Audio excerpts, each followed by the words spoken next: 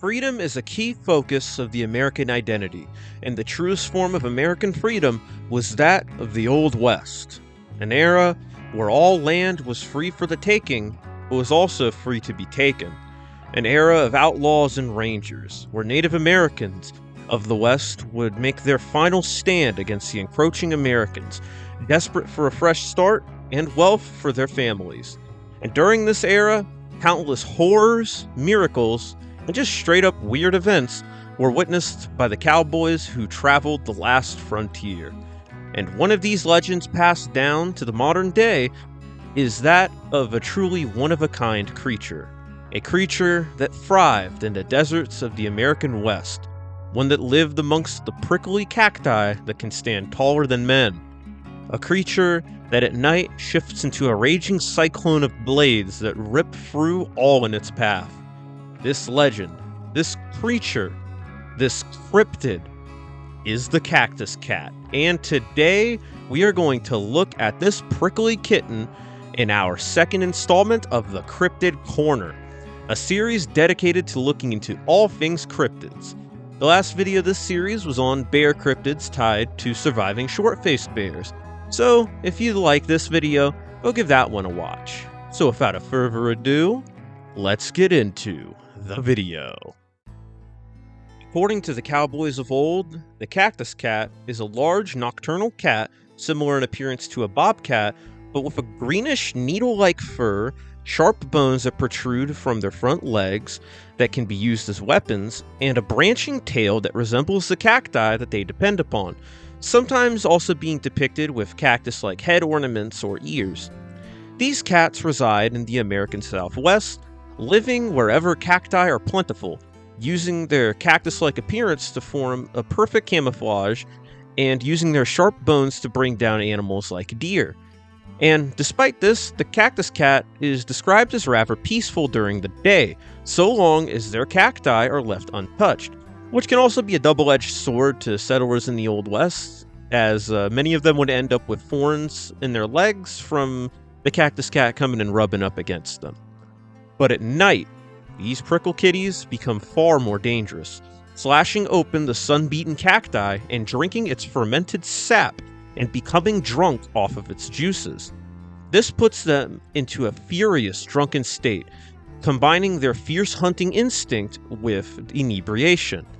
These cats would stumble across the desert, destroying anything in their path, slashing even humans on rare occasion. Cactus cats were known to have a unique wailing cry and could be identified with the sound of bones rubbing against each other, most likely them sharpening their blades for another kill. Some alcoholic danger seekers would even track down these cats in pursuit of their legendary cactus liquor. But this practice was the bulk of all human casualties regarding these cats, with the cats beating any thieves with their blunt tails, leaving fatal wounds that seem to resemble heat rashes. And the Cactus Cat wouldn't appreciate these thieves trifling with their liquor, with them often stumbling into human territories to get back at them, sneaking into their bars and drinking up all of their alcohol. And, of course, the settlers couldn't have that, and that is what is thought to have driven the species to extinction, being hunted out by those wishing to protect their liquor. Although, some say that the wails of these cats and the sounds of bone sharpening bone can still be heard on dark desert nights.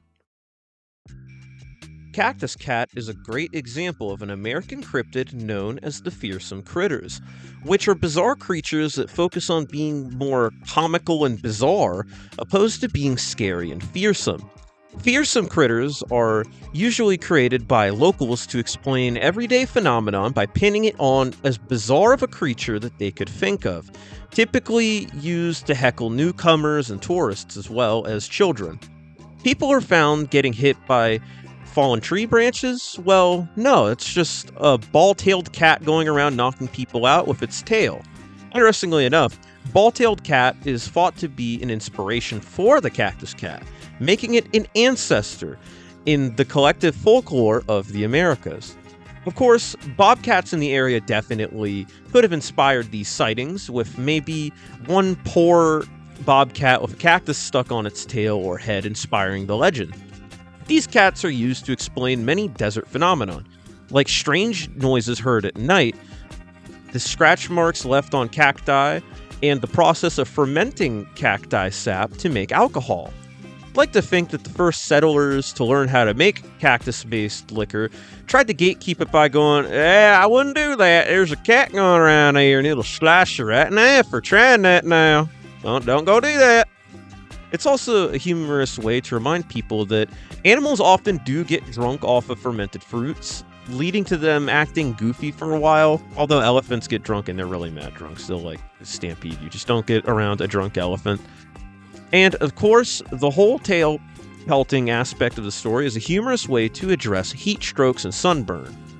Like how the ball-tailed cat's legend explains how people get knocked out in the woods by falling branches, the cactus cat's tail part is a good way to explain how people pass out in the desert or come back with blood-red faces.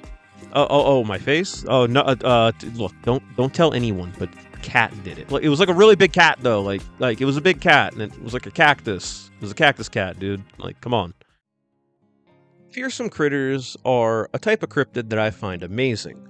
Local cultures tend to have their own legends and cryptids, but most of them typically are just serve the purpose of being something scary or to boost tourism. But fearsome critters are different, as they are more focused on the humorous and entertaining ways to teach people about natural phenomenon and survival methods that can save someone's life, and the Cactus Cat is a great example of this. The Cactus Cat is a humorous way to explain the desert's mysteries to youth or tourists who aren't familiar with the seemingly alien-like environment. After all, the settlers of the Old West chose to carve out a chunk of land for their families to own for generations, so they better know what goes bump in the night, because it might just be a drunk-ass cat. And yeah, that's going to do it for this video. This is going to be a shorter video. My first attempt at a really short video. This is going to be like 6 minutes, I think. I'd like to say thank you for watching if you got this far. Leave a like if you liked it, and comment down below what cryptids do you want to see next. Because I really enjoyed this series. I got a couple more ideas for the Cryptid Corner. We're going to have more episodes, and they're going to be coming soon. So, thank you again for watching, and as always, I'll see you in the next one. Bye-bye.